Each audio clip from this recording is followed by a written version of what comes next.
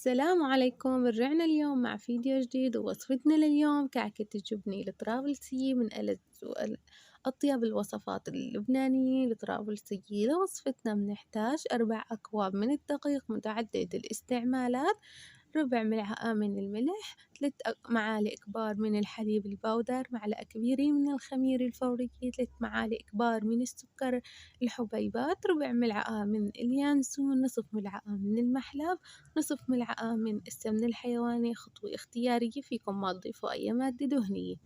ونضيف ماء دافئ للعجن ومنعجن عجينتنا بشكل متواصل مدة 7 ل10 دقايق. أهم شي إنكم تضيفوا الماء بالتدريج لحتى تحصلوا على عجينة بهذا القوام. بنريح عجينتنا لمدة 10 دقايق بما نجهز السمسم عنا بنحتاج كوب من السمسم، ملعقة من العسل أو القطر، وربع كوب من الماء.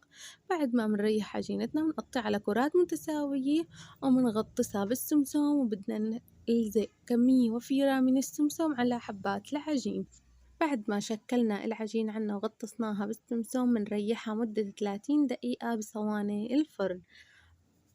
منعطيها شكل الكعكة ومنشكلها بهاي الطريقة ومنخمرها مدة 30 دقيقة قبل الخبز. ما بدنا نخمرها أكتر من هيك لأنه بدنا إياها قوامها يكون قاسي شوي بعد الخبز. من جوا بدها تكون هشة وطرية ومن برا مقرمشة. بعد ما ريحناها مدة 30 دقيقة بندخلها على فرن حامي درجة حرارة 180 على الشواي من فوق ومن تحت على نار هادية لنحصل على هذا اللون الذهبي اللي بياخد العقل.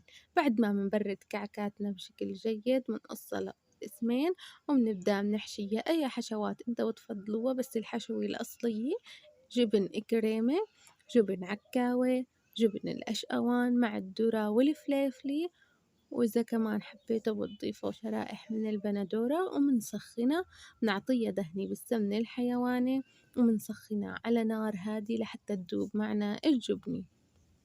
فيكن الوصفة الأصلية تنشوى على الفحم، بس أنا وقتها ما كان عندي إنه شعل الفحم لهيك حمصتها وطلعت النتيجة طيبة، بس على الفحم أطيب. فيكن تشووا على الفحم انتو، فيكن تعملوا مثل ما أنا عملت أسرع وأهون. وهيك وصفتنا صارت جاهزة والمنظر لحاله بيحكي، ونفس الطعم الأصلية الطرابلسية. جربوها واعطوني رأيكم بالتعليقات وقولوا لي نفس الطعمة ولا مغشوشة، بس أكيد نفس الطعمة والطريقة السهلة والبسيطة لوصفي ولا ألذ ولا أروع.